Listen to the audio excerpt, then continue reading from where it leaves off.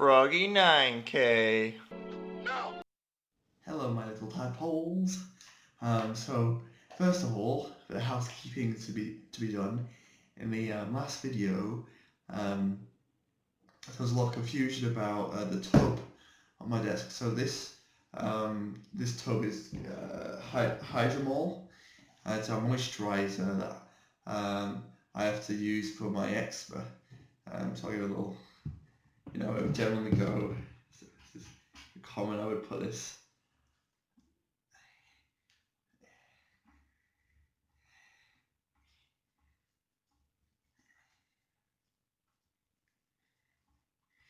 Put on my forehead like that. Actually, this is a bit of a weird one, because normally I would use this one, which is this one's called liquid paraffin and white soft paraffin ointment. It's just a slightly different. I'm not really sure. Same active ingredient in the Hydromol, but slightly different. Slightly different texture. Sorry, one second. Slightly different texture. So a slightly different look. So if you look, this one's quite opaque as a cream. Very different. This is quite. This looks like Vaseline. It basically is Vaseline, actually. I think. Anyway, on with the video. Today we're doing the top 5 incel coping methods. So let's get right to it. Number 1 on the list is gym cope / exercise cope. So this coping method is apparently, you see a lot of internet articles about how exercising releases endorphins and it keeps you healthy and you feel better generally now. When I used to exercise, I very much felt that afterwards, after exercising, I felt terrible. Felt really terrible, really tired out.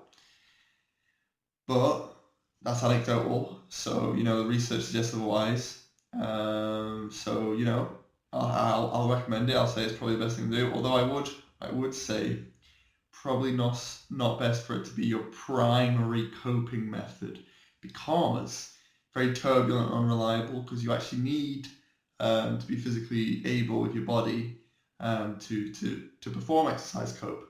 Now, I mean, often for me, it's not an option. It's not an option actually for a lot of people to do exercise cope, because perhaps you sprained your ankle, perhaps you have ulcerative colitis. Okay, so let's move swiftly on to number 2 on the list. Okay, so number 2 on the list is nostalgia cope. So that would be consuming media that reminds you when you were prepubescent. So in my case, I watch a lot of Yu-Gi-Oh! YouTube, which I find very enjoyable. I watch channels like Nim Nim, and also Simcoe. And what's really incredible about Yu-Gi-Oh! YouTube, and I guess nostalgia cope in general, is one, it's easy accessibility. You just hop right in. Most people have nostalgia. And second is its incredible power, its potency. So one example I can think of is in Yu-Gi-Oh! There's actually cards that contain females in the card art. So I'll put them here. So Dark Magician Girl is very famous, and also Sky Striker Ray is often talked about at the minute, with Sky Strikers being somewhat a meta deck. And I just think it's incredible that I can look at these card arts and I'm able to continue to stay immersed in Yu-Gi-Oh! Despite having the visual of females on screen directly, and also just generally being able to sort of remove myself from the bubble of thinking about females. I can kind of pretend they don't exist for a while, despite them being on screen. They're right there, and I'm still able to immerse myself in their non-existence, which I just think is amazing. It's amazing. I don't think many copes have this level of power. We've still got 3 more to go. So anyway, on to number 3 on the list. So number 3 on the list would be anime cope / waifu cope. Now, anime cope / waifu cope, to be honest, isn't really my cup of tea. Now, I really love anime actually, especially shonen, but in my opinion, females in anime, when I see them on screen, make me kind of angry. Seeing the females on screen make me pretty angry because I just don't think they're realistically written. In fact, I think some of them. I like the term when I'm talking to people about this waifu bait.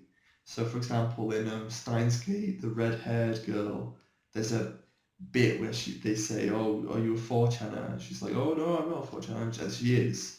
Um, Complete waifu bait, and they over waifu bait to such a degree in which it basically puts me into a state of never waifu.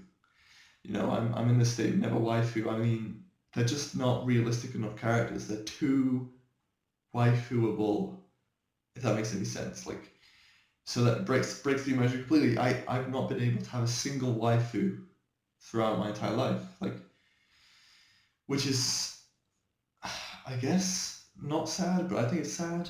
I guess the normies would say that's good, but I think it's kind of sad because it's a missed opportunity. Because I believe that if you could immerse yourself into having a waifu, it would be a very effective cope. Very effective. It's very inaccessible. Everyone will be into it, and everyone even likes anime. But if you can get it rolling, it's got to be fantastic. All right, moving on to number 4 on the list. Number 4 on the list is hobby cope, or perhaps career cope. Now this is the be all end all of copes. I know there's one more on the list, but you'll see what I mean by this one being the be all end all of copes. The cope that I recommend the most. Now the reason is this cope is sort of infinitely effective because it's not a genjutsu. It's not an illusion. It's real. You don't have to pretend to forget about females. You really begin to ignore the existence of females, right? And dedicate yourself to a hobby. So there's lots of good versions of this. So for example, Dota 2, that game, there's not very many females in it. It's a completely like non-female space.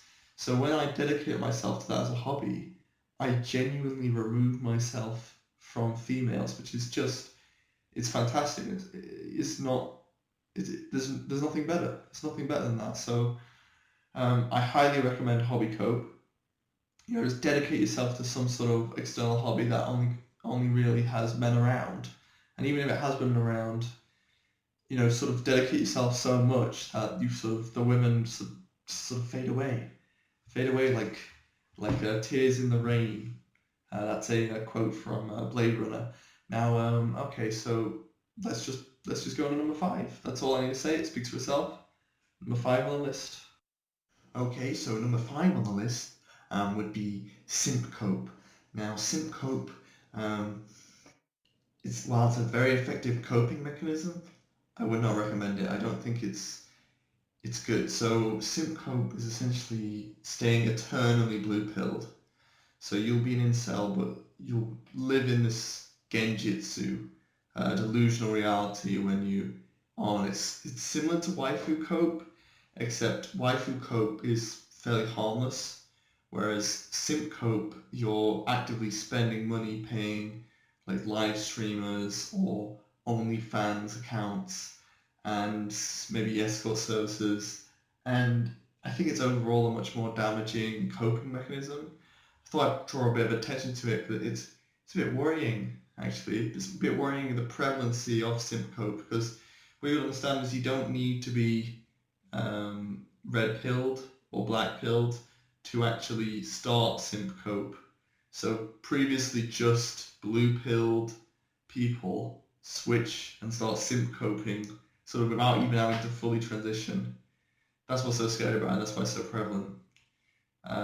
Stay away from Simcope as best as you can. If you're already Simcoping, stop Simcoping. It's bad. Start nostalgia coping, perhaps. Start gym coping, perhaps. Maybe even waifu cope, if you can. But Simcope, big no-no. Big no-no from me. All right. That's it from me, my little tadpoles. I'll see you in the next one. Thumbs up from me. Thumbs up from you. Smiley face.